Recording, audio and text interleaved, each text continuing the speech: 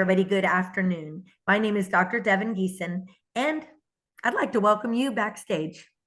Today, I have the pleasure of hosting Monica Capelli, the owner and founder of Rev Systems.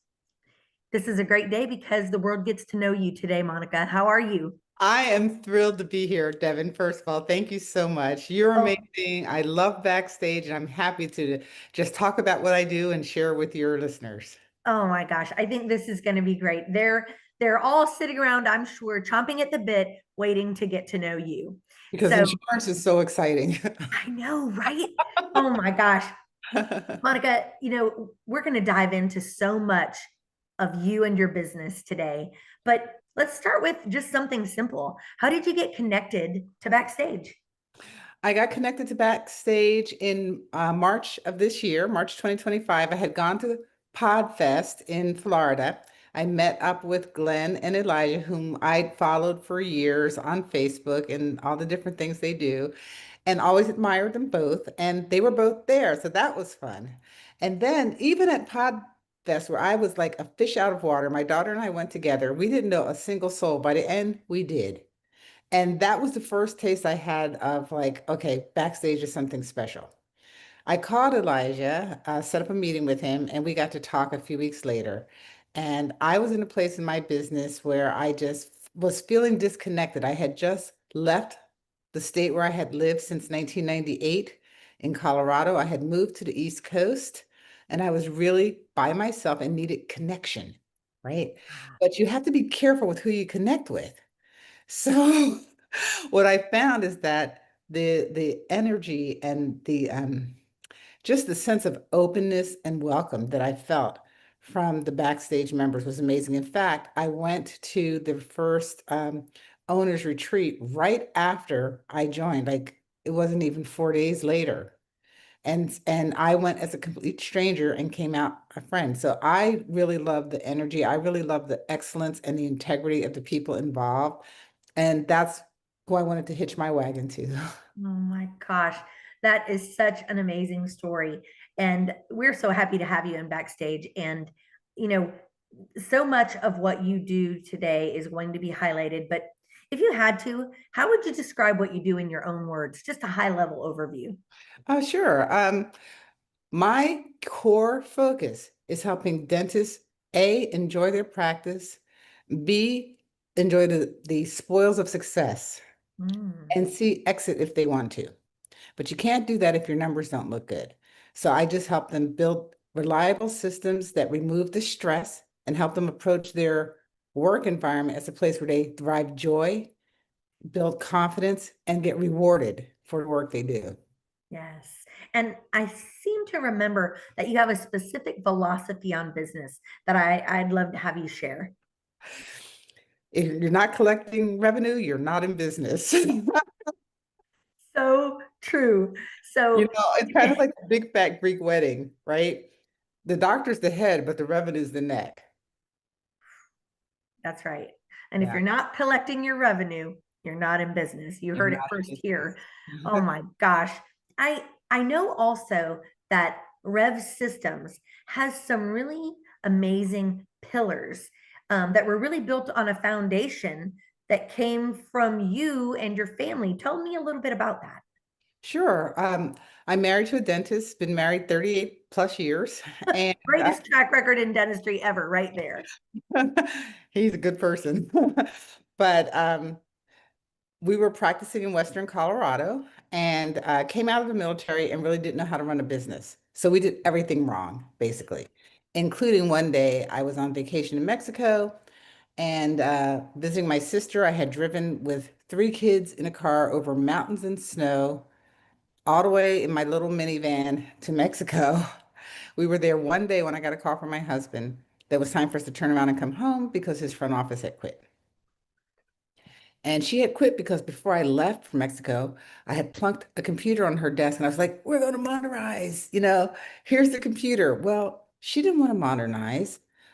We didn't have that kind of relationship. I hadn't trained her. I didn't help implement anything. I didn't ask if she was ready or if she wanted it. But I knew we needed a computer, but we also needed a front desk person. to do the computer. And in her absence, that became me. I U-turned, drove back home through multiple snowstorms, got back, and began to learn the business of dentistry, which I knew absolutely nothing about. But Sounds like that was the biggest snowstorm. oh gosh, It was it, born out of necessity. it was some of the scariest, I would say, 3 years, of my life. Because I was so afraid that I would ruin his business, and this was his dream, just by my lack of knowledge. I began to like furiously study everything I could. And there was no big internet resources at that time. It was trial and error. It was calling insurance companies, having some of their CS people walk me through stuff I didn't know how to do. Okay. And it was hard. And in that, I was also taking the green ledger that the practice had been run on and all of the paper charts and trying to flip all of that. Honestly, it took me till about 2009 to fully modernize the office. We had to do equipment changes, decor changes, technology changes, team changes. Little by little, over 9 years, we righted the practice almost. The mistake we made, what we didn't address, is that we were in, at that time, 11 PPOs, and it was draining us dry. And so with all of the renovations we had done, with all of the modernization we had done, modern in quotes, because that was 2009, but it felt modern, we still had plug-in internet on the phone line, but it was modern for us. Oh, And having all of that effort and having my husband is the best dentist I have ever met, period. He's amazing as a person and as a clinician. No offense, Devin, you're awesome too, but oh, thank you. he's my favorite dentist. As he should be. But we weren't getting paid. So Okay. hamster wheel. We're doing the work. We're And going through the motions. yeah. And that we're looking at, we were about 45 minutes to an hour from Aspen, Colorado. And we're looking at all the Aspen doctors living a life. And we moved to Colorado because we wanted that life and we weren't getting it. And so I had to say, okay, what are they doing different? You know? And I had to learn what they were doing and begin to correct the course. So we started hiring consultants after consultant after consultant. And we were getting nowhere because we were not implementers. We were operating on fear, and everything felt too drastic. Everything felt like we were going to hurt the patients by asking for money. Mm. We would lose patients if we asked for money. But soon it became apparent they would lose their doctor if we didn't ask them for money. So again, if you're not collecting revenue, you're not in business. And at the same time, our family honestly was suffering. There was a lot of stress in the home during these times.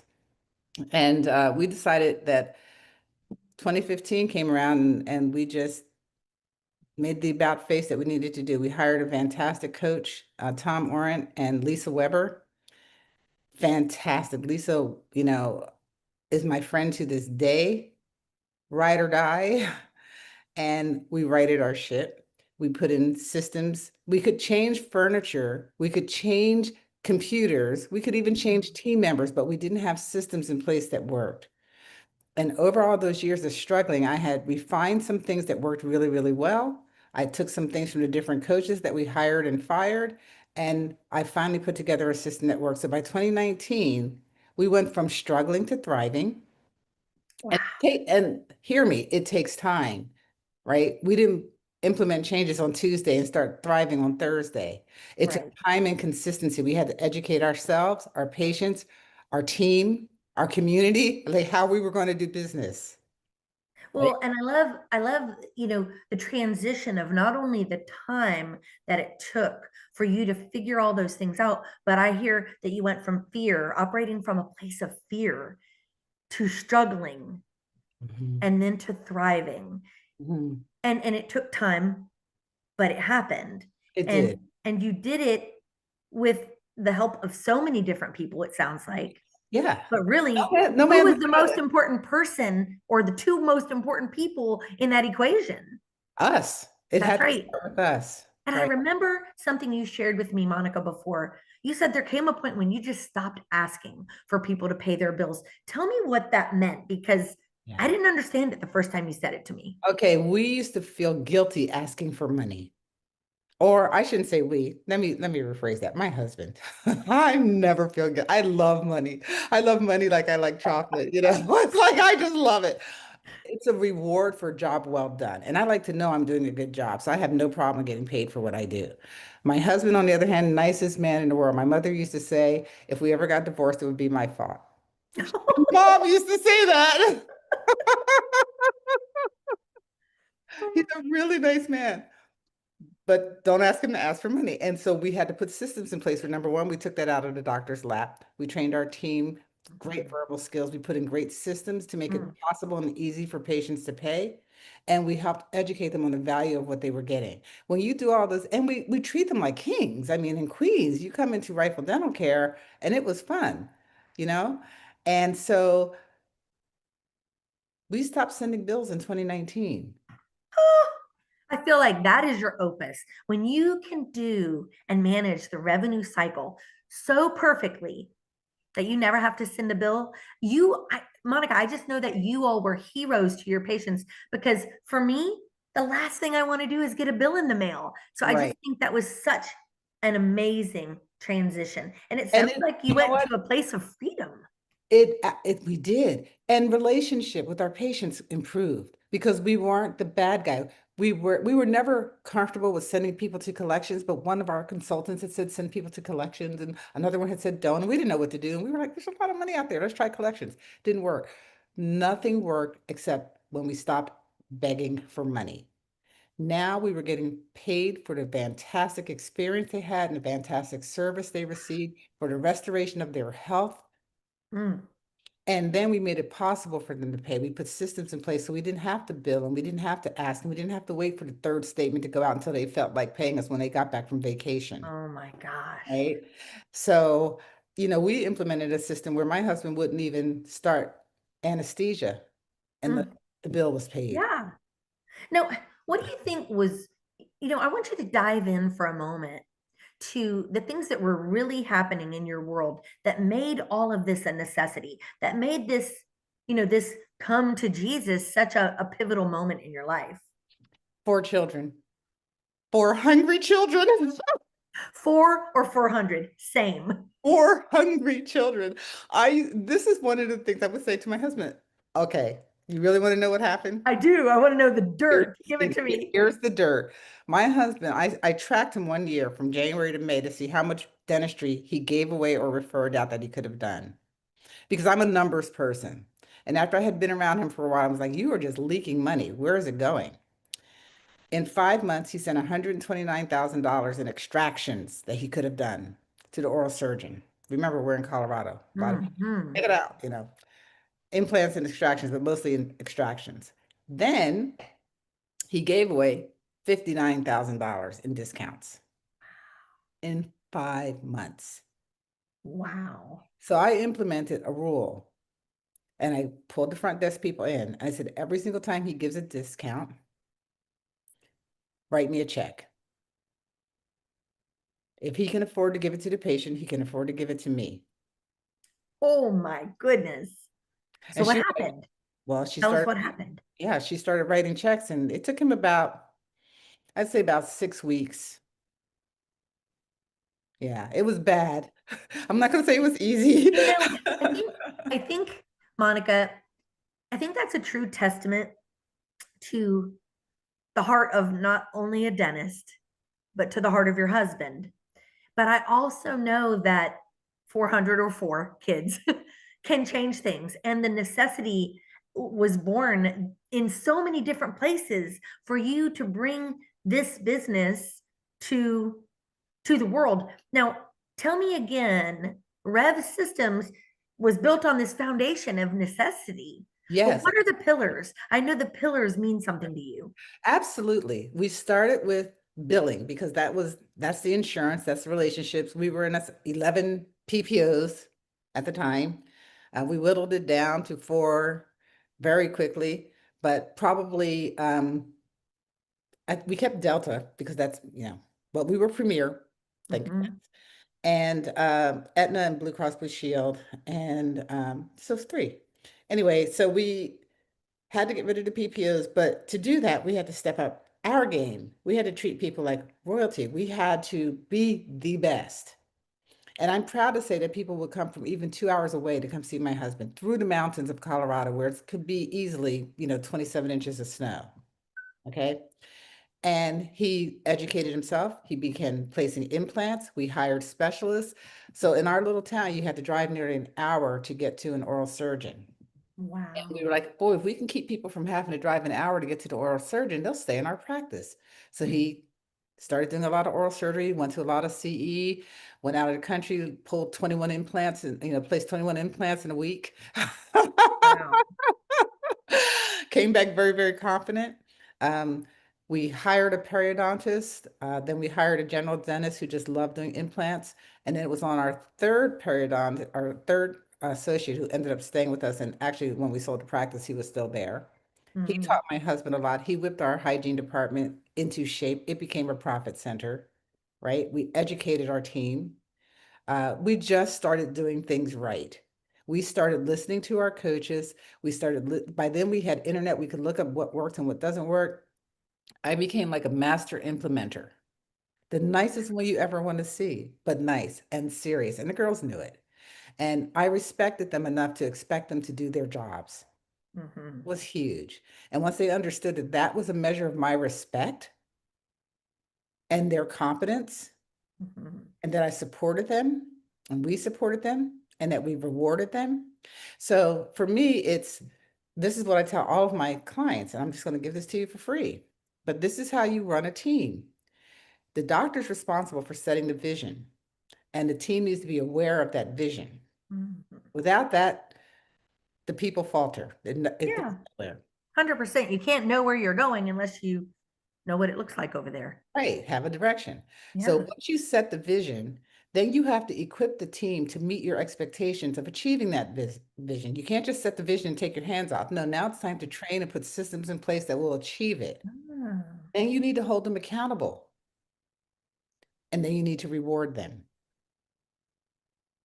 That's it. So one of your pillars is then Rev Systems coaching. Absolutely. Uh-huh. Because it sounds to me like you have that boiled down to really the nuts and bolts. It And pretty much is. sharing that is where Rev Systems coaching was Yeah. born. And how you do it. And what does accountability mean? Mhm. What does vision even mean? Some doctors haven't even cast their vision yet and written it. Wow. What does it mean to train your team? How do you train it? What resources do you use? Mhm. Accountability is almost a dirty word in dentistry. I know it. I know I it. know, right? Accountability and micromanagement, I think they're considered to be the same, Not even at though I know all. very well that they are not. For me, accountability is freedom. Because if I set an expectation and I say to you, I want this end result, we stay within the law. Here are the materials I have. Here's the training that you have. Now you've just grown. That's freedom. Growth is freedom. Yes. Right? And the ability to do your job and do it well is freedom. That's where you get self-confidence from. You don't get self-confidence over the things that you can't do. You get Mhm. self-confidence over the things you do well. And everybody deserves to be competent. I remember one day I was interviewing a young lady who was coming to work at my front desk. And this is a question I've asked all of my kids. I've now incorporated it into my coaching. Where do you see yourself on a Tuesday and a Saturday at 2 years, 5 years, and 10 years? Mhm. Because Tuesday has to finance Saturday. Mhm. And that's a question I popped it off my head one day and asked this young lady, and she said, no one's ever asked me that before. And I didn't hire her, but I sat down and had a face-to-face conversation and told her why I didn't hire her. And she said, can I keep in touch with you as I achieve my goals? Because I'm going to take those questions and I'm going to work towards them. I'd love to keep in touch with you. And Wow. I realized, you can have a relationship even with people who don't work out in your clinic, right? She's a really nice person. So I had to ask my husband the same thing. What are your goals? Let's get them written down. Let's get this. Yes. And so I've set up SOPs for a lot of these little things that just fall through the cracks. How do you keep them from not falling through the cracks? Yes. What are the verbal skills you need? What are your revenue cycle pitfalls? Where are the bottlenecks? Let's straighten all of that out. Let's put a Mhm. system in place for insurance verification, a system for claim submission, a system for posting payments, a system for appeals, a system for fee schedules, a system. That's why it's called Rev Systems. And it's Hmm. not just about systems. You can have a system for how you relate to people. My girls, they better be smiling when they pick up the phone because you can hear it in someone's voice, right? That's right. There So are things true. that there's information we need to collect with a smile, Yes. right?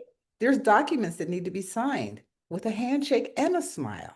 So it's all about the atmosphere. You build the atmosphere. When people know what your expectations are, they can rise to meet them. So tell me where the pillar for Rev Systems Insight came from. That came from the need for data because it's all nice to feel successful, but you need to know you're successful. And you don't know you're successful if you don't know your numbers, and they need to be looked at frequently and periodically, right? You have some micro numbers that you need to look at weekly, daily, weekly. There's some that you need to look at monthly, quarterly, yearly. I Hmm. just structured systems to help doctors understand what those numbers are. Know the reports they need to be pulling. Look at their network participation. Look at their UCRs. Look at everything across the board. Look at your service mix. Where do you need to improve as a clinician? How would that affect your numbers? Like cast for the future. Yeah. Let's Like when you figured out your husband really needed to do extractions. extractions, implants, Invisalign. We brought everything into our practice, and he is a much better dentist once he got serious about the business side of his practice and understood growth. It's almost exponential, when you take Yes. one little class and it goes boom, boom, boom. Yes. And Yes. And I remember that. I remember with every class, every continuing education that I took, I felt like the glasses or the goggles that I saw the patient through when it came to diagnosis, I felt like they just got more and more magnified. And I saw so much more dentistry. So I resonate with that so much. Monica, what do you think the biggest misconception is when a dentist starts to think about working with somebody like you, whether it be for Rev Systems billing or Rev Systems coaching? I think one of the things that first goes through your mind is probably the same thing that went through my mind. Like, it won't work. And I'm not sure I want a stranger coming in telling me what to do. And I don't think our team is going to cooperate. And, Mhm. just all the negative stuff it's going to be too expensive. We were struggling. And so for us to pay someone thousands of dollars a month, it was hard. And for every coach and consultant that we hired and then didn't implement, it was like throwing money down the drain. So 2015 was the year we did our about face. After all those years in dentistry trying to be nice, we just said, you know what, it's better to be kind. And to be kind requires that you be honest, that you meet the person where they are, that you respect yourself and them. Mhm. Kindness is an act of volition, right? You choose to be kind. And to me, it is kind to be honest. It is kind to operate with integrity. It is kind to deliver exceptional service. It's kind to support my team. It's kind to be able to support our community. It's kind to be able to contribute to causes that we care about. All of those things. It's kind, honestly, for my kids to be able to go on ski teams. My daughter is giant slalom bronze medal. Okay. In her age group, 16. Guess what? She couldn't have done that years before. Thank goodness she was born when she was born, when I had already decided to turn things around. Um, so we wanted to have a good life. We moved from our family, left everyone back on the East Coast and moved to Colorado for a reason, and it wasn't to struggle in the snow. So we got very serious about it. I began coaching. I began seeing repeatedly dentists. We weren't the only ones. Lots of dentists were going through the same thing. Yeah. Lots of families were feeling the stress and the struggle, and they needed someone who could bring some structure. And that's where the coaching and the billing came from. The if the revenue systems are chaotic, you need structure. If they're unknown, you really need structure. Yeah. So it sounds like so much of the dentists you see out there in the world today was really mirrored in your history. And I Yeah. think that's why you're able to solve, some of the problems they have each and every day. Why do you think some dentists get stuck? They're really good at what they do, and they're not necessarily taught the business side of dentistry unless they go out on their own and really pursue business or entrepreneurial type knowledge. They're not going to have it. And their joy, honestly, is usually and they're engineers, right? They like to problem solve. They like I have a friend who was a construction worker who ended up going into dentistry because he liked working with his hands. This is for people who love to solve puzzles, put them together, and make people healthy and beautiful, right? It's not necessarily for someone who likes to fight with insurance companies, crunch numbers, negotiate fee schedules, or anything else. This is not Yes. necessarily their wheelhouse, but it's a component of their business. So what they need to know is that they need a team around them who can handle the things that they can't. And they need to have a relationship with that team, but they don't need to be doing everything the team does, right? I feel like I've worked with dentists who have massive practices who are living paycheck to paycheck, not sure if they're going to make their mortgage. Whew, that's crazy. It's crazy to think about. So, what would you tell a dentist today who might be on the fence about choosing to work with you or not? I would say that talk to me. Let's chat. Let's see if we're a good fit for each other. I don't work with people that I don't trust. So I don't just, you can't just sign up on my website and get a coach. I Hmm. have to talk to you and I need to hear your heart, find out what you're struggling with. And if there are places where I can help you, you don't have to, it's not an all or nothing deal. This is why I have Hmm. different pillars. You can just take the pillars that'll work for you, invest in that area of your practice and watch that area grow, and then maybe invest in another area later and another later. Or maybe you've got all of these things working well, but this one isn't. If the neck isn't, as I said, the neck is like the big fat Greek wedding. I'm gonna have to rewatch that movie, The Neck and the Head. Yeah, so Gracious. the mother-in-law, the mother tells her daughter that the husband's the head of the house, but she's the neck, and the husband only can turn where the neck allows it. Ooh, okay. I see your point now. I see your point. So, can you give us one concrete or specific example of where you really changed a dentist's life or the team's life? Team or dentist? They were. Ooh, whichever one is the most impactful. Tell me your favorite. Sure. So, first of all, a lot of my clients have become friends. I had a conversation with one not too long ago in August, who was a former client, and he was leaving the organization that we had been coaching for, that I had been coaching for, and he said the reason is because he's no longer in trouble. He felt fantastic. He had been able to take vacations that they hadn't been able to take like in 25 years. He was from Asia. He hadn't been able to go back and take his family for a visit, 25 years in dentistry. And now they've been back and took the whole family. They are on vacation and CE events and traveling and enjoying their business, enjoying each other. So husband and wife practicing together. Yeah. That was because year over year, we were able to increase their revenue by the hundreds of thousands. And that was not because we were doing redecorating their office or doing anything. I mean, just before I stopped coaching them, they finally got a CBCT. Okay.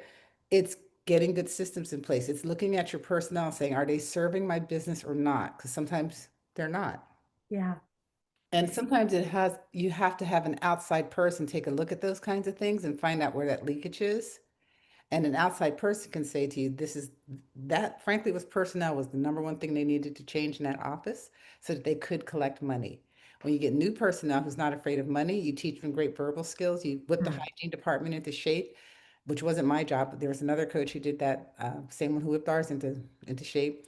But when you get those things right, then everything else flows. And then you begin to see year over year hundreds of thousands of improvement.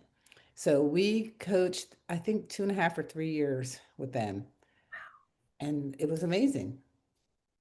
So, what do you think most commonly surprises a dentist when they start working with you? Because I guess that guy was pretty surprised that all of that happened. But what do you think on average is like the first thing that surprises a dentist once they start working with you? I think that they don't know how much money they're losing. You said something earlier about a leak. You said he was leaking money. Yeah. And so, like in my mind, when you say that, I immediately thought of that earlier comment, somebody leaking money. Yeah, it's a bad feeling to open up your books and see all of that AR that could have been collected. All of the patients who walk out going, I'll pay you after insurance, and then you're never going to hear from them again. All of the Yeah. claims that are denied and never appealed, all of the credit balances that are building up, and you don't even know where they came from. Yeah. You know, in my mind, I see you, just chewing up bubble gum and shoving it in those leaks, right? You're like, I'm not gonna let anything else leak out. Um, but there's also a word that you used to describe both your business and your home. And I think it was therapia. Did I say it right? Therapy, a Tell us place a little bit of about that because I think that it's the beauty of your brand. Okay, well, for me, the home is a sanctuary. It has to be a place of peace. Okay. And the Greek word is therapy, a place of therapy. I struggled really hard to make our home that, but I know when my husband, whenever he was going to work, he didn't feel like he was going to a place of therapy. He never knew what he was facing day to day. And I talk to a lot of dentists who say they feel like they're walking into an enemy camp when they go into their office. Their team is not on their side, right? And then there are team members who are feeling the same thing. They feel like the dentist is erratic. He's, maybe a little crazy, he's not relational. They don't feel supported. So if you have that kind of environment, that's not good soil for growth. Therapy means it's a place that you look forward to go to because it's going to massage your psyche, right? Wow. So I want a dentist to walk into his practice and I want the team members to walk in and feel like this is a place I feel like spending 8 hours today or 10 hours or 6 hours or whatever. These are people I care about and I get to work with. These are people I care about and I get to serve. And that happens when you feel respected. And that happens in business when you're compensated for what you do. Yes. And I love that you have this focus of that both in your home and in your business. And I know that you bring that with you to the dentists that you serve. And hopefully you're showing them, how to build that same type of an atmosphere and a culture for themselves and their teams. I try my best. And the dentists that get it love me. I'm not everybody's cup of tea because the other side of me is an ex-Marine. And so when we're implementing these changes, we are implementing these changes. And implementation is huge, Yeah. mostly because I don't want to look like a failure, right? As I said, I get paid when I'm doing a good job and I don't work for free. Yeah. And I think, one of the other things I love is that we shouldn't feel bad about collecting the money that we have worked for. And I love that you make that just so normalized, because dentists end up being a lot like your husband. And that's where that's where that was um, unearthed, that need, right? And I love that. And it's funny because you don't have to be afraid of your patients. Right. And you don't have to be afraid of the insurance companies. You can't be afraid in your own home, You doggone can't it. be afraid in your own home. And each of these everything is a relationship. What kind of relationship are you going to have with money? Yes. What kind Yeah. of relationship are you going to have with your team, with your wife, with your children, with your Yeah. patients, with your community? It's all about relationships. But relationships, unstructured relationships are chaotic. They're not healthy. That's right. Now, we're coming close to the end, and I've got only just a couple more questions. Um, this one is important because I know a little bit about you personally, and I think this will be a great question. What's your bigger than business mission, the ripple effect you want your work to have? I want to, I love my husband. And I saw the light come on in his life when his business was operating well. I saw freedom as as this gift that I was able to give him or to help him grab hold of because we were working together for once in lockstep. And that's a gift I want to give to dentists. I want dentists to feel good about themselves. I want to see them successful. I want to be able to see them continue to serve and bring health into their communities, to grow to wherever their vision takes them with confidence. Mhm. Um, when I was growing up, we learned a phrase called kuti chakalia. And it's a Swahili phrase and it means self-determination, to define oneself and think for oneself instead of being defined or spoken for by others. And so all those negative voices that you hear that are telling you you can't, you shouldn't, yada, yada, yada, this is how it's always been done. Sometimes you have to step away from that. And sometimes you have to say, no, this is my core and this is where I'm going. And I'd love to see dentists who are standing up straight, moving Mm. with purpose. They're not ashamed because the title doctor always sounds like, oh, he must be making all this money, and they always are sinking a little inside because they know that people are expecting, and there's that break between what's real and what's expected. That's a horrible place to be. So it's mental health, financial health, family health. It's the ability to relate to yourself as a professional. Yes. And And I then know that mission is so important because of all of the imposter syndrome and fear, frustration, anxiety that we experience each and every day as practitioners. And so commonly, those things are wrapped around the finances and the performance of the business. And yes, that's where Rev Systems, in all its pillars, comes into play, both coaching, um, collecting, and insights so that you know the KPIs of the business.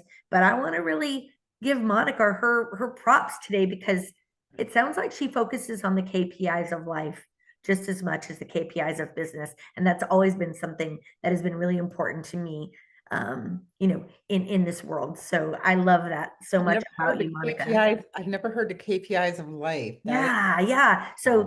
I kind of coined that in my mind that the KPIs of life were equally as important. And some of those, the Swahili phrase and the therapia today that she talked about shows that there's a huge focus of life and home and peace in those areas that she focuses on. And if I heard it correctly, her husband's life lit up when things were straight with the practice, and it changed everything for the home and the family and the Absolutely. 400 kids, which is really just four, and the It's peace, right? for two grandchildren. For And two yeah. grandchildren. I And love that because you those love are my them and enjoy world. them.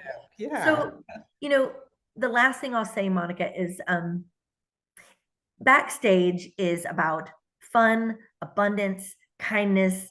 And while I'm so happy that you're with us, Thank you. how do those values align with you personally and with your business? Well, I happen to think that RCM is fun. He nerds out on RCM, and I couldn't love that more. I just think it's fun to get paid for what you do. You know, and abundance, but you have to give from abundance. It's hard to give when you're under duress, right? Yes. So it's beautiful when you can thrive. It's beautiful when you can help someone else to thrive. And, Yeah.